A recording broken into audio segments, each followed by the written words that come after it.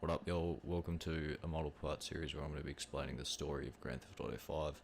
The reason it's a multiple part series is because, it's a big game and I wouldn't be able to fit it all in one video. That would just be stupid. So, enjoy.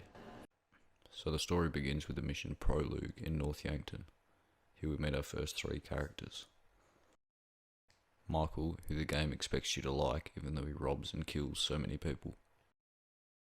Brad, who is easily the most horrible person in the game. And Trevor, who's a bit rough around the edges at sometimes, and he's also that guy from The Walking Dead. The three guys bond over robbing and killing people. So when they come to this bank, they do not intend to make a deposit. After they escape the bank, their trusty designated driver that has no personal bond with any of the characters is killed. Fortunately, Michael hasn't had much to drink and is able to continue the journey. The whip gets hit by a train and the guys somehow survive. We then see some shady bastard named Dave Norton. Dave shoots Brad and Michael, leaving Trevor, who narrowly escapes. Brad dies and Michael is presumed dead as he cut a deal with Davey to help him get out of his life in crime. In return, Davey was recognised for taking down Michael. We then skip forward in time to where we see Michael talking to Dr. Friedlander, who is pretending to help him with his problems. Outside, we meet Franklin and Lamar, two more people the game thinks you should like, even though they do horrible things. Lamar and Franklin bring two vehicles back to their place of business, Simeon Yetarian's car dealership. Simeon is a legitimate businessman who takes every slightly disrespectful comment as an act of racism. Jimmy, or Jizzle, is also present at the car dealership. Jizzle is Michael's son who, quote, smoking dope and jerking off while he plays that fucking game. Jimmy is actually kind of racist. No, I'm not calling nobody a nigga. Franklin and Lamar both travel home after a hard day's work. Lamar then asks Franklin the crucial question. What's up? Can a low come up in your crib? Franklin then responds with, Man, fuck you. I'll see you at work. Lamar proceeds to bring attention to Franklin's problematic sex life, and the reason being his... Oh, yee ass haircut. Lamar then racially profiles Franklin. Nigga. Simeon then calls Franklin at 8 PM for some reason and asks him to travel to the dealership for a new job assignment. After arriving at the dealership, we learn that Franklin is the new employee of the month. This upsets Lamar and he proceeds to verbally harass Franklin and Simeon. Man, knock it off, man. For real, after all the motherfucking work I put in, man. Man, fuck next month, Simeon. What about today? I demand a retrial.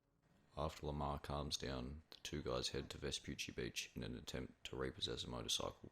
The repossession goes south, and they end up murdering a large number of people, but somehow recover the motorcycle and get away. Because they killed the original owner of the bike, Lamar decides I'm gonna keep this motherfucker for myself. Franklin has been assigned to repossess Jizzle's car. He violently assaults Michael's gardener, which is definitely a violation of Simeon's company policy. Franklin yet again violates company policy by trespassing upon Jizzle's property. Jizzle says the N-word yet again. Done the J-Dog, my niggas? All things seem well and good for Franklin, until Michael magically appears in the back seat. It is unknown why Michael is in the back seat, as he must have been waiting there for hours on end for Franklin to repossess the vehicle. Michael threatens to kill Franklin unless he drives through the window of Simeon's car dealership. He does so with swagger. Michael provides Simeon with an ice-cold can of whoop-ass. Michael returns home and cracks a coldie. Franklin appears and Michael seems to forgive him, although he definitely gave his gardener brain damage. Jizzle calls, alerting Michael to the fact that his yacht has been stolen with himself on board. The two guys somehow locate the position of the yacht on the highway and proceed to race after it. Although the two have just met, Franklin is willing to risk his life to save the yacht and Jizzle. Michael yet again breaks reality by teleporting to the other side of a divider. Jizzle then proceeds to die. They recover Jizzle, but the car is unable to keep up with the truck for some reason and breaks down. We travel to the mod shop with Jizzle, where we trick Amanda's whip. Jimmy then refers to himself in the third person as Jizzle. It's like Jizzle? Franklin later realizes that his Life Invader page is dead as shit. Franklin runs into Tonya, a useless side character that doesn't add anything to the game.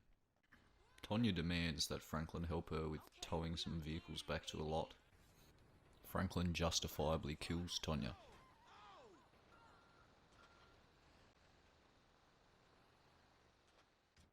Tonya's body disappears as Franklin is a schizophrenic and Tonya was only a figment of his imagination.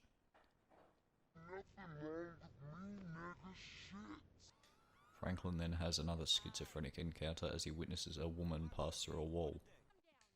Franklin arrives at Michael's crib to find the family in ruins after Amanda decided to sleep with the tennis coach.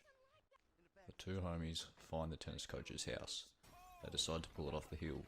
They fail to realise that a tennis coach would not be able to afford such a house. Turns out the house belongs to Martin Madrazo, who's quite angry over the destruction. Madrazo wants money from Michael, so Michael endeavours to pull another heist. He calls up his old friend Lester to begin working on the heist. Franklin and Lamar endeavour to kidnap Dee, who they will use as a ransom for $40,000. Dee escapes on a motorcycle. The guys somehow catch Dee in their slow-ass van and manage to kidnap him, but he recognises Lamar, so the plan is foiled. Michael arrives at Lester's pad. Lester then demands him to appear hip at the Life Invader office so he can plant a prototype phone with a device. The device turns out to be a bomb, and Michael becomes an accessory to terrorism. Michael, being the wonderful father he is, breaks Jizzle's TV and forces him to participate in physical activity. The two guys end up at Del Perro Pier. Nearby, Tracy, Michael's daughter, is on board a yacht with some porn stars. Michael is not happy about this and proceeds to dive into the water with perfect form. The shirtless old man rescues Tracy after he does a Mortal Kombat fatality on one of the porn stars. Fatality. Michael later shatters his spinal column after attempting another dive. Franklin catches his aunt doing things I frankly cannot explain. He leaves to find Lamar and Stretch outside. Stretch just got out of prison and they are going to set up a drug deal with none other than Dee, the guy they kidnapped just yesterday. Unsurprisingly, the deal is problematic and we end up murdering a tremendous amount of people yet again. Franklin employs the use of some insane parkour in order to take out a baller. Even though they are in a police chase, Franklin still tries to pick up a prostitute. It does not work as there are 3 adult men in the vehicle. After acquiring some swagger, Michael and Lester both head to the jewel store they intend to rob. After taking a photo of this old hag, Michael stands suspiciously in the store taking photos of all the security measures. Lester demands Michael travel to the roof of the building to take photos of the ventilation system. Michael finds the quickest way down. We then are tasked to select the method in which we will complete the heist and our crew. For some reason we need a hacker even though Lester is an experienced hacker.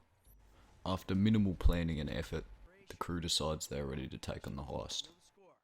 After robbing the jewel store with relative ease and only having to kill one person, they escape on motorcycles. One of the drivers falls off, but luckily Franklin is able to pick up his cut. This is good, as he won't be needing his cut anymore. We then get the pleasure of running over more innocent people. They decide to put the bikes in the back of the truck even though the truck just mowed down various police officers. The score is then given to Lester who will deposit the cuts. Franklin arrives at Michael's house with swagger as he rides his motorcycle through his front door. While Franklin and Michael are celebrating the heist they just pulled off, Davey appears and threatens Michael. He's worried about Trevor resurfacing. While Trevor is finishing his business, he hears one of Michael's MOs over the news. He takes his anger out on Johnny outside and stomps his head into a fine pulp. He travels with his friend Ron and Wade to the home of the bikers. After wiping a bit of Johnny's brain off his shoe, he ends up murdering the entire motorcycle gang. Trevor thinks he might as well get rid of the Aztecs while he's in such a rampage. The game gives us the choice to kill the leader of the Aztecs or not. I picked the best option. And with that mission done, I'm going to end the video there. So I hope you all enjoyed, and a new one should be out in the next week or two.